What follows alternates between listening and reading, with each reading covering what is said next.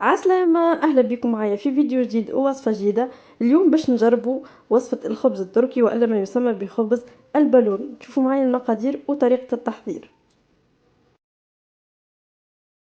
بالنسبة للمقادير باش نستحقوا غير 300 غرام فرينة، 200 مليلتر من الماء المغلي، ويكون عندنا السكر والملح فقط بلاش خميرة وبلاش أي إضافات أخرين.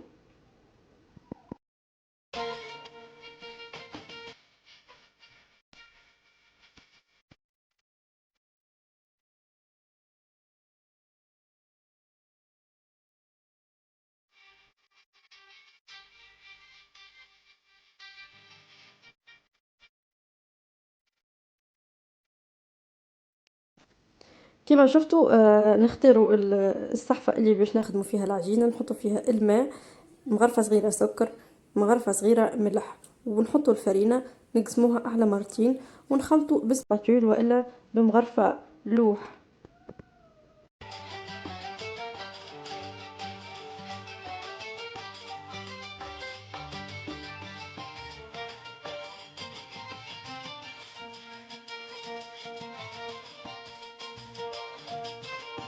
بعد ما حطينا المكونات الكل وحطينا الفرينة ولميناها بالمغرفة اللوح، توا باش نستعمل ايدي ونبدا نعجنها.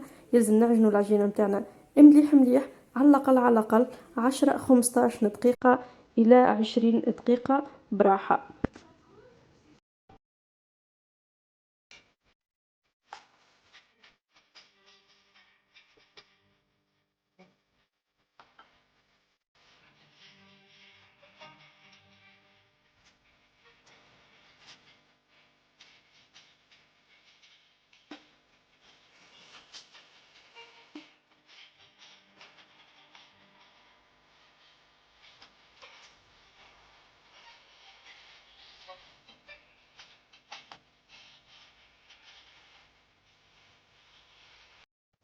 كيما شفتوا لهنا بغيت نعجن فيها تقريبا 20 دقيقة حتى لين العجينة ولات لي سوبل وطرية، وكي نحط فيها صبعي ما يرجعش. دونك توا باش نقسمها على 8، 8 معناها 8 ترونشيت، 6 والا 5، وانتم والحجم نتاع الخبزة اللي تحبوا عليها. مهم ما تكونش كبيرة برشا ما تكونش صغيرة برشا. تمنيت وجهك يضحك لي وشفرك لك حنين عملي مرة نتلاقى بي. كيما شفتوا حضرنا البولات نتاع العجينه نتاعنا، وتوا باش نحط الفرينه على البلون دو ترافاي ونحلها بالقلقال. حطيت الزيت يسخن، الزيت ما يقارب نص إيترا، 500 مليلتر، ما اكثرش ما اقلش، ما لازمش يكون برشا زيت وما لازمش يكون شويه زيت. نكمل نحلهم الكوليكا ومن بعد نرجع لكم.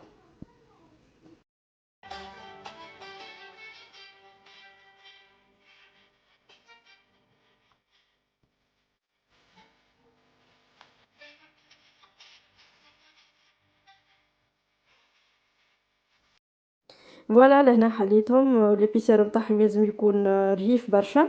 اذا كنت تحبوا تخلوهم هكاكا، اذا كنت تحبوا يكونوا مرتبين اكثر تعملوا بالطريقه اللي انا عملت بها. باش نعمل حجم كبير وحجم صغير، نكملهم وزيت متاعي يسخن ونتعدوا باش نقلوهم ان شاء الله. مهم برشا انه الزيت يكون سخون مليح مليح مليح باش كنحطوهم يتنفخوا لنا بسهوله. هذوما الصغيرونات شوفوهم، وباش نعمل معاكم واحده كبيره.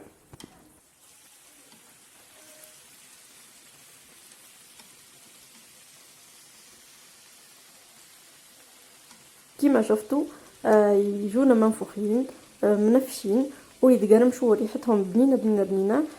طريقه سهله ما فيهاش برشا مجهود، وون بلوس بنان بنان نجمو بيهم نعملو بيهم سندويتشات ولا ناكلوهم حتى هكاكا.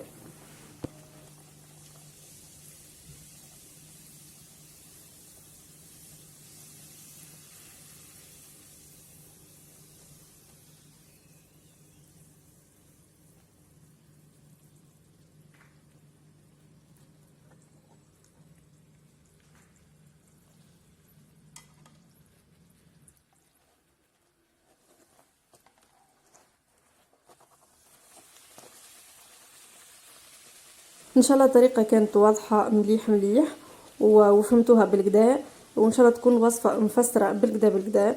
فوالا هذه هي النتيجه النهائيه نتاع الخبز، راهو ياسر بنين، لازمكم تجربوه سيرتو معناها تعملوا بيه دي ساندويتش للصغار والا فطور الصباح ولا حتى القهوه العشيه، ياسر ياسر بنين.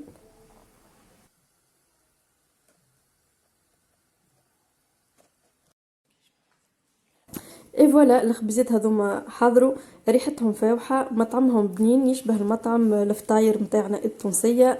اللي خافوا من الزيت ما يشربش برشا زيت، المهم انكم تسخنوا الزيت متاعكم بالكدا بالكدا باش تنجح معاكم الوصفه. من داخل يكون فارغ ماهوش معبي بالبابه، معناها ما تخافوش. حاجه معناها خفيفه، حاجه بنينه وتستاهل انكم تجربوها، وان شاء الله تجربوها وتعطوني رايكم. مبقى لي كنقولكم في فيديوهات اخرين ووصفات اخرين، وبسلامه.